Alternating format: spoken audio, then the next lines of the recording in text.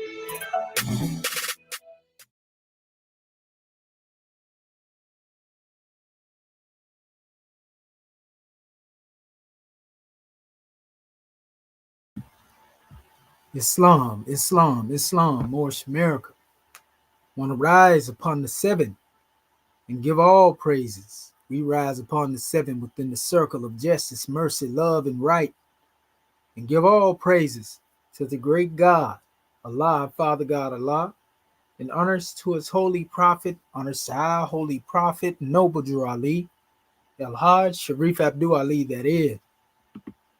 We give honors to our Moorish kin once again here, there, and everywhere. And therefore, honors to all of you who are continuously honoring yourselves by being yourselves. We give honors to our Grand National Seal. We give honors to our Grand National Emblem, National Flag, Divine Constitution and bylaws, and honors to all of you who are indeed a living manifestation and personification of everything. And I do mean everything that our holy prophet brought to make us a nation. I want to welcome you to another late night library session. I'm your host instructor, Dr. Shahid Imani Amohadi Shabazel, and my ancient Comedian high name being the same as Dr. Shedawud Minti El Muhajjid Shepswell. And y'all already know we got a grand one being brought on the manifest, tonight. This is a powerful, powerful bill that we have to bring forth. And I was trying to get it up here earlier, but for some reason, I wasn't able to get my artwork right, to the last minute, so to speak. So y'all already know my motto: a soldier never put on his gear, when it's time to get out in that battlefield and take that demonstration off. Once you put it on, it's dishonor. It's not honorable for you to remove them garbs, and say, all right, I ain't going out there in the field, so to speak. I want to give honors to our family. See our brother Barn Dog and Marquise already checked in. I've been dropping these links manually, family, so y'all get a chance. Do the same thing, share this information so that the family can get it. Everybody that's meant to tune in, they'll definitely be tuned in. And we start a little earlier sometimes we start later. It's all based on where we at in time. So y'all know ain't nothing lost. That's why we had the apparatus to be able to record this information. So whoever may not see it now, they'll be able to see it later. It's not about the numbers. It's really about the truth getting out there. And as you can see, the entitlement of this special drawing is called what is post traumatic slave syndrome. You know, in abbreviations, we have the utmost hidden degree of mental slavery. You know, so what is post traumatic slave syndrome? Again, the utmost degree of mental slavery, and you already know that this particular drawing is coming from the Book of Fire. You know, and I want to do some things in a different style of the manner, so to speak, family. You know, the main thing I want to do is when I get up here, and we always have anyway, but I always want to really go into the most current situations that are dealing with our people, because that's the question people have. They want to know how they can make these things applicable to themselves. You know, and sometimes common sense is not necessarily common, you know, to everybody. Even though, you know, we, the group who is here, we may be able to understand exactly what's being said. Some other people may find it more difficult. And so we will be pinpointing many different errors along the way and areas along the way that these particular degrees of information can be applied, you know, when it comes to helping our people. Because that's the main draw. And regardless of what it is that we putting out here, you know, it should be something that will aid in furthering our people in knowing themselves, information that will aid them in their daily lives, you know, and that way they can understand how to move and how to navigate, because this is what the people are looking for. Something that will better their conditions and make them better than they were today, tomorrow, so to speak, right? So again, our subject title is what is post-traumatic slave syndrome? You know, it's the utmost hidden degree of mental slavery. You know, so we ever heard of what we call PTSS as it relates to being in the battlefield? You know, and we already know how this is demonstrated. The only difference is we took the special drawing and brought it into the realm of post-traumatic slave syndrome, because there is a degree of PTSS that our people suffer from after going through different various degrees, you know, of enslavement, you know, manipulation of their ability to be able to think. And this manipulation often comes from what we call false evidence appearing real. Using a lot of acronyms tonight, acronyms that make up powerful words. And what is false evidence appearing real? Fear. Fear. Fear. False evidence appearing real. So under, you know, the auspices of post-traumatic slave syndrome, we have at the root fear. Fear is, you know, the true slave master that exists in this new era and time. Fear is the new slave master. So fear is therefore the tool by which neocolonialism is allowed to flourish. If you don't know what neocolonialism is, this has to do with rule of a people through their own people by somebody that is outside of their people, controlling their people. In other words, it's somebody pulling the string. It's somebody that's acting as a puppet master, so to speak. You see, even though it is their people that may be carrying out certain acts, you know, amongst themselves or amongst each other, you know, it may be, as they like to, they label it, quote unquote, black on black crime. In all actuality, it is someone else that's benefiting from this type of activity taking place. And as much as they would like to criticize and critique this special type of situation or these events unfolding or occurring, they know that if it were not for these events, they couldn't have a boogeyman. Like our buddy on Scarface, if you ever seen the movie, Al Pacino say, everybody want to point their finger at the bad guy. You need me. You need people like me. You see? And basically, when they can point their finger at somebody else, then it'll pretty much absolve them of having to deal with the reality that they are the ones who caused the conflict. And they can hide and lurk in the shadows while there are those who are outside, so to speak, that are being blamed for their dirty work. You know, so if you look at even the artwork that we have here, you probably remember seeing this in the video that I compiled called Moorish Ties. You know, you see this, and if you look at this, this is a depiction of a Last Supper. And this Last Supper is really showing you certain people that have risen amongst our people, you know, that were fighting on our behalf. And if we look closely, we can pretty much identify, you know, some of these people. For example, you know, what I'm gonna do. I'm gonna open up another area so y'all can see me pointing these things out when I speak of them. You know, because some of them are obvious, and some of them we got to dig a little deep. Maybe y'all can help me in showing who some of these people are. So I'm gonna open up another window so you can see this whole thing and actually everything that I have depicted here as well. So let me do it real quick. I'm gonna share this screen, and then when I share it, we can go into this together. Okay, so let's see here. I got the tab right there. All right, we shared now. So yeah, we sharing our tab right now. And if you look at the tab, you know, and the way that I put it together, the thumbnail, and I was inspired by our beloved brother Tupac when he gave the acronym for Thug Life. You know, because we're gonna get into a little bit of that right there, because that's actually what's influencing our youth.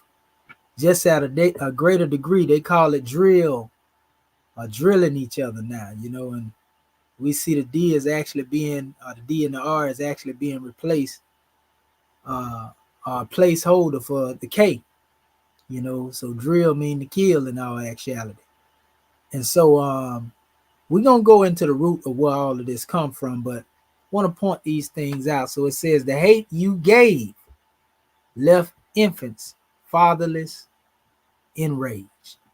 The hate you gave left infants fatherless, enraged. Our beloved brother Tupac had a different acronym, and we give honors to him for that acronym. It's very similar to this one, you know, but we just put a Moorish vibration on it.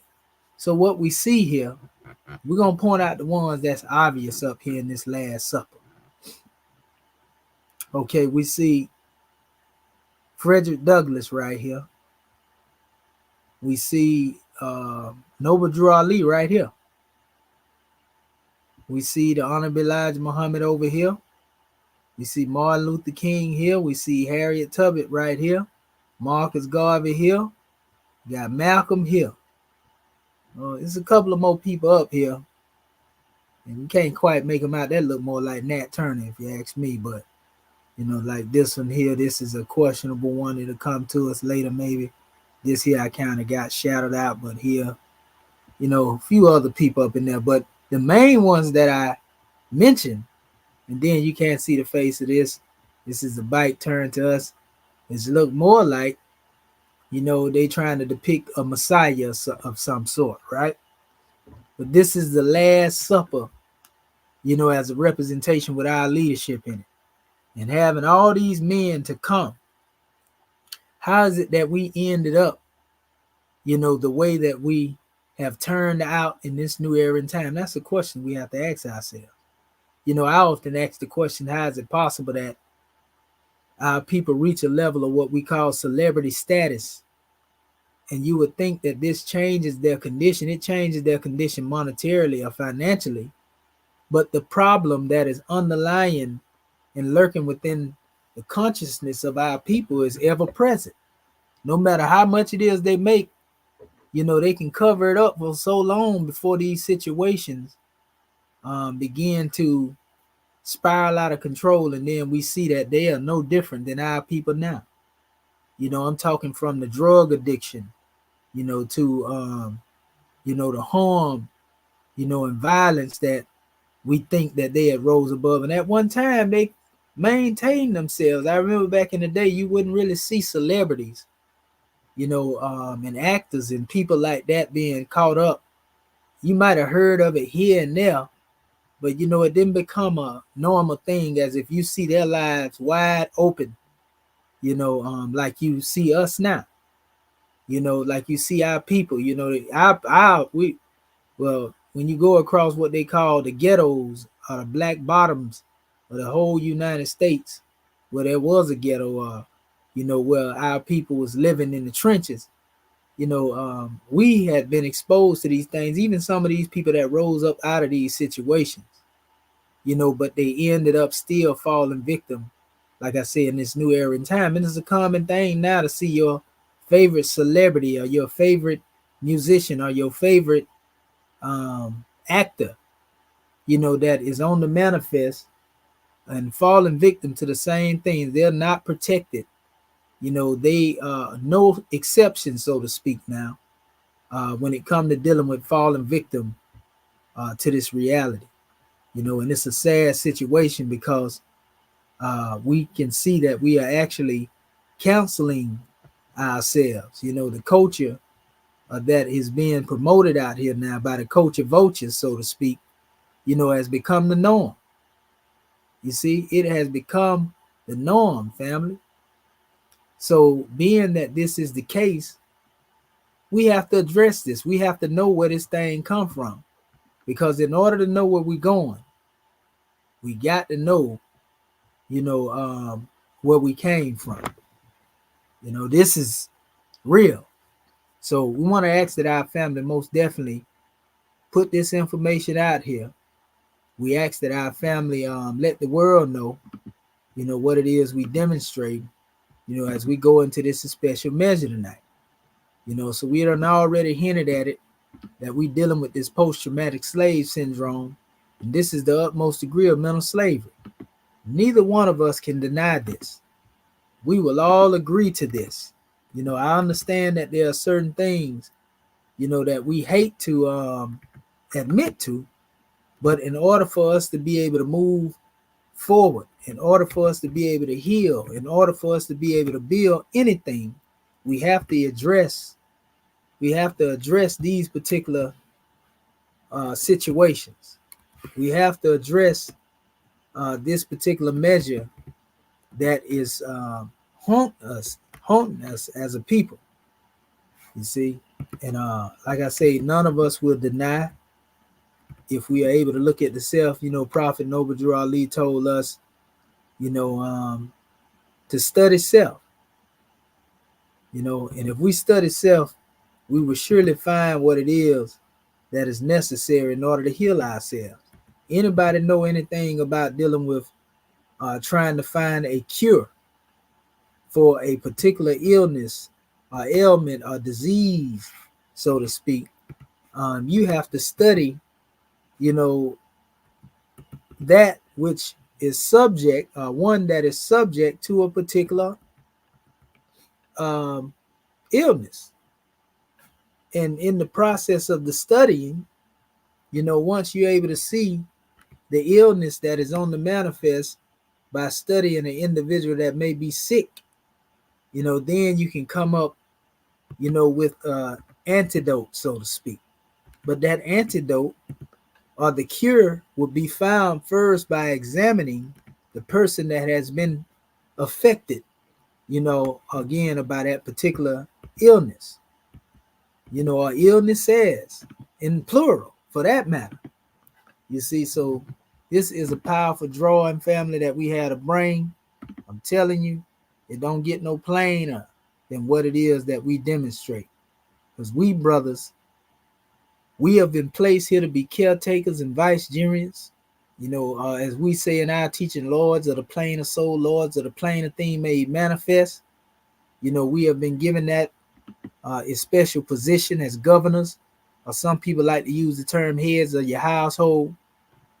So it's up to us.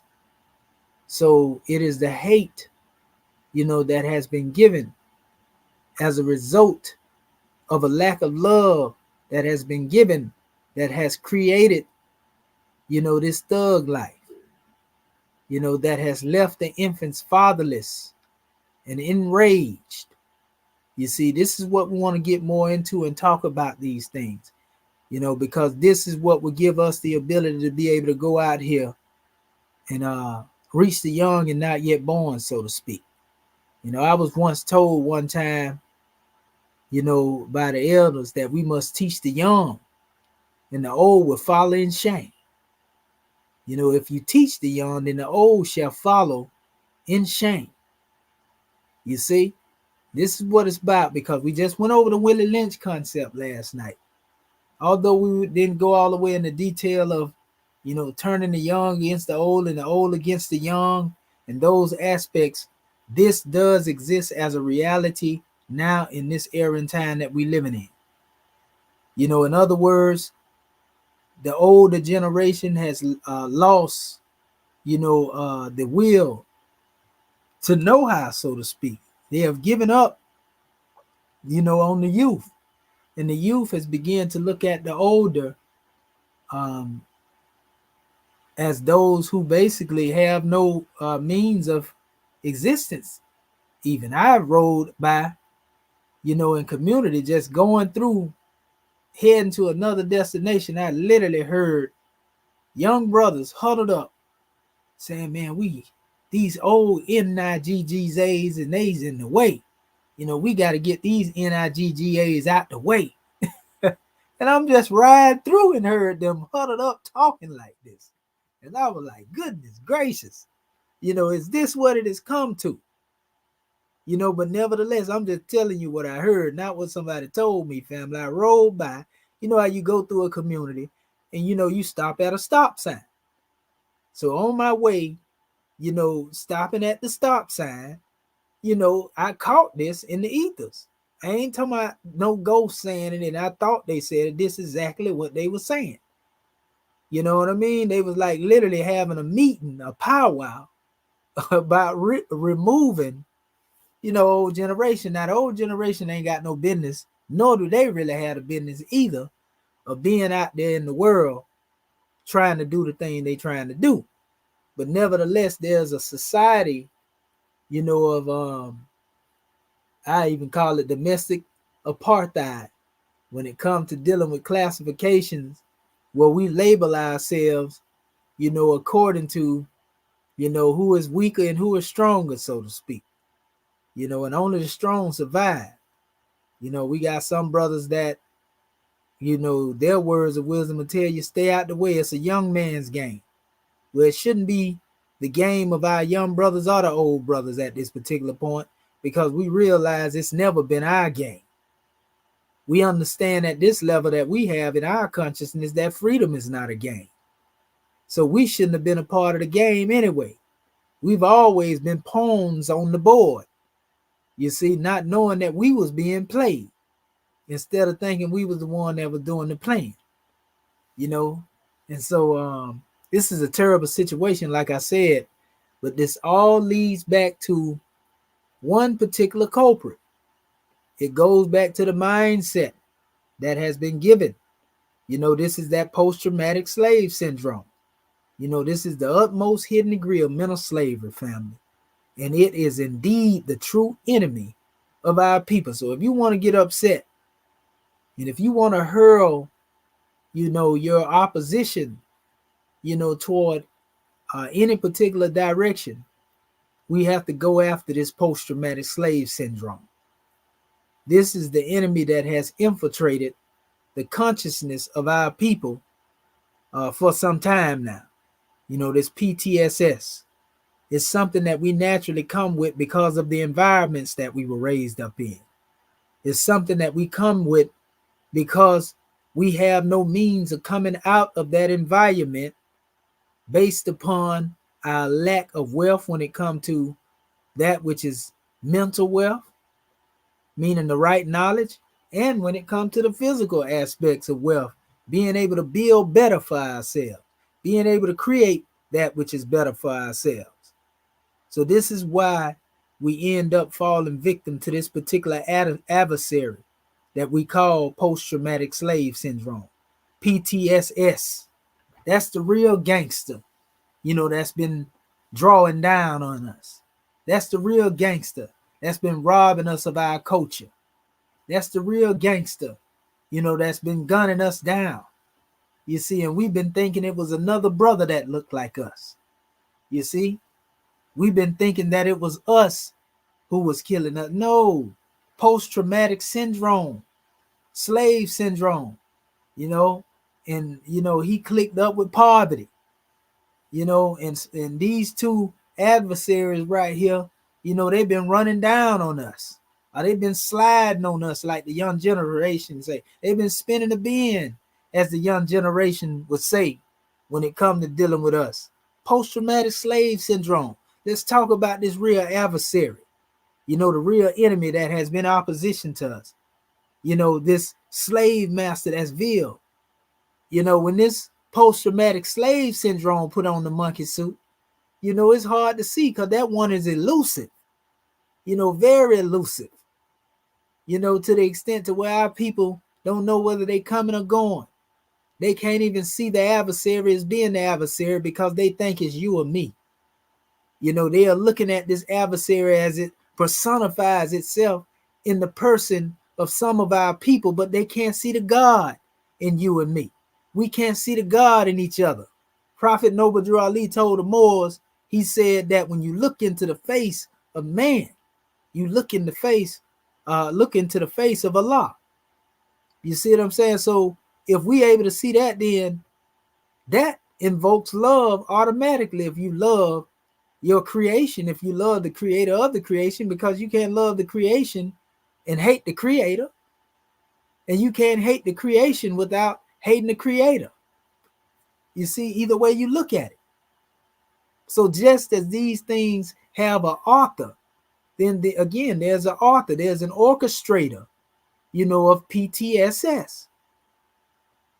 You see, and if this is the utmost hidden degree of mental slavery, then there must be some slave master demonstrating the puppeteering. So we want to give this to our family so that when we see our people, we look at them through this type of lens. And we don't see them as themselves being the enemy, but we see them with a state of illness that they have to be cured from. And being that we have the knowledge of the illness, then it's our duty, it's our responsibility to go to work and get surgical with this knowledge, wisdom, and understanding. Get surgical with the tools that we use in the workshop of the mind, where thought is used to build character. You hear me? This is what I'm talking about. See, they ain't been teaching like this. Our family been keeping our people in 2,000 years of a past history that they still deem a mystery. But they ain't been able to augment this demonstration and bring it to you like this, and take our people, where they are, embrace them where they are, and take them where they need to be. You see what I'm saying? If you feel like they're low and you're looking down, then you need to be lifting them up.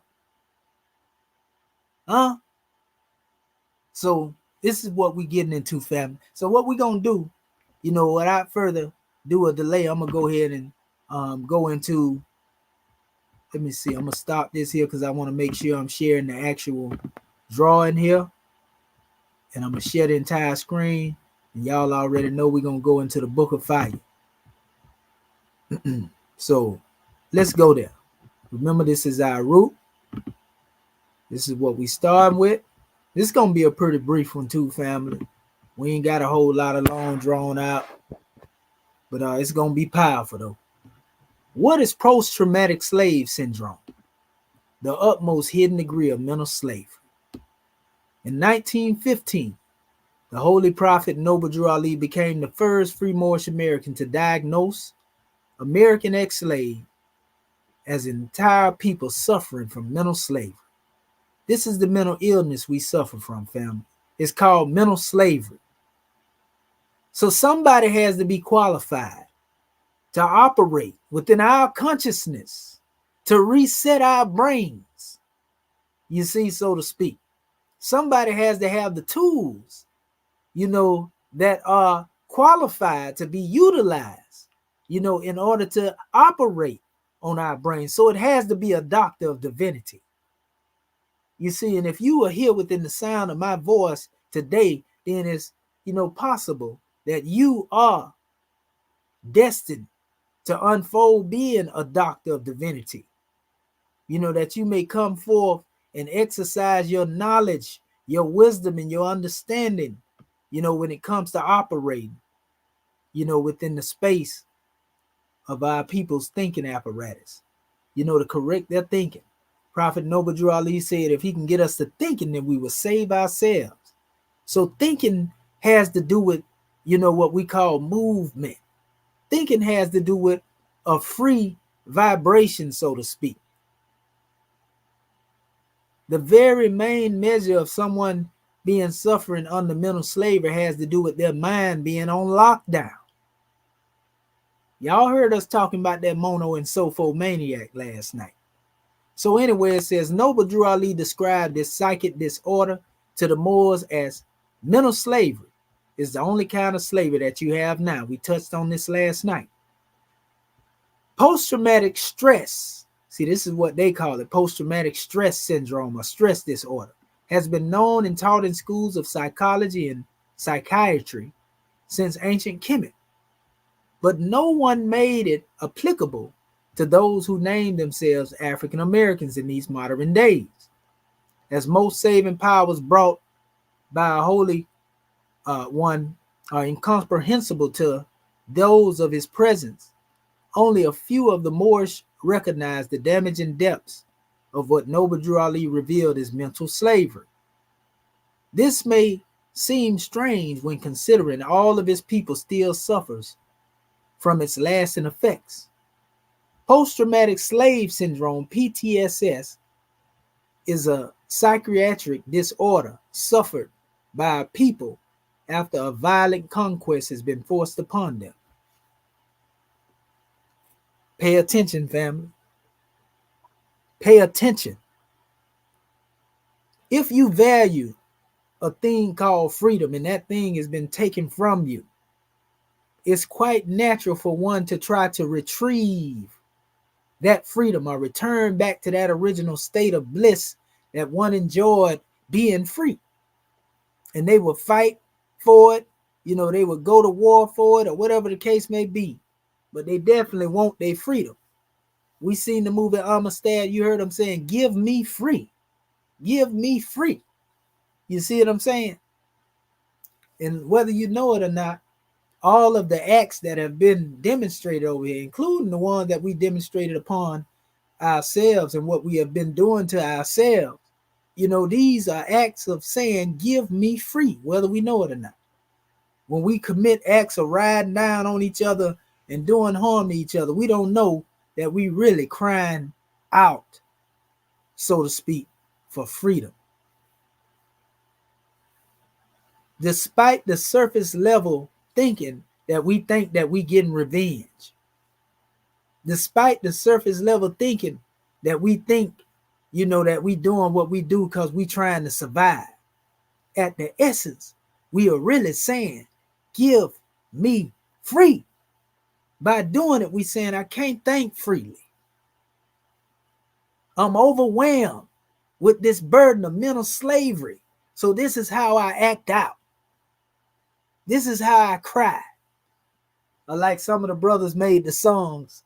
I think it was our brother Bone Thug and Harmony and our brother Tupac.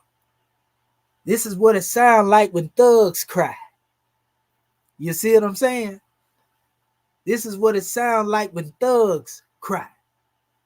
This is the scene left behind when thugs cry. You see? So this is what we're getting at here, family. It all has to do with our people lacking control over their environment.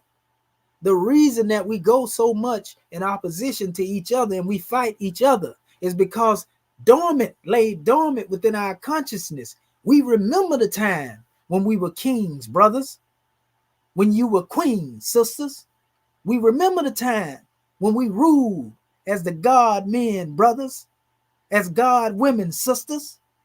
We remember these times in our consciousness, deep within the essence of our consciousness. We know that we shouldn't be subjugated. We know that we shouldn't be a people subjected. We know that we shouldn't be a people that's just being run amok, led away and led astray, from our higher self and being pushed over by pushovers. And frustration of not knowing who we are, frustration of not knowing what our purpose is, frustration of not knowing what it is that we have been called to truly do. causes us to act out, and we don't even know why we're acting out. This is the mind state of one who is suffering from mental illness, which is the only form of slavery that we suffering from now in this new era in time. Islam. So anyway, it goes on. Let's go further. It says their imposition may have resulted from war, right? Famine, genocide, pogrom, or slavery. In this case, PTSS is a complex traumatic composition of having all of these imposed upon millions of descendants of free West African nationals labeled Negro, blacks, and colored people, NBC. So we already know that there's a doctrine now that has been given to this NBC that was made in America. You see, this doctrine that has been given to the NBC that has been made, manufactured, constructed here under a false pretense. You see, those who have been made here, there's an instruction manual that comes with this mechanical mindset that has been placed in us so that we have been programmed to act in a particular type of way that is not of our nature.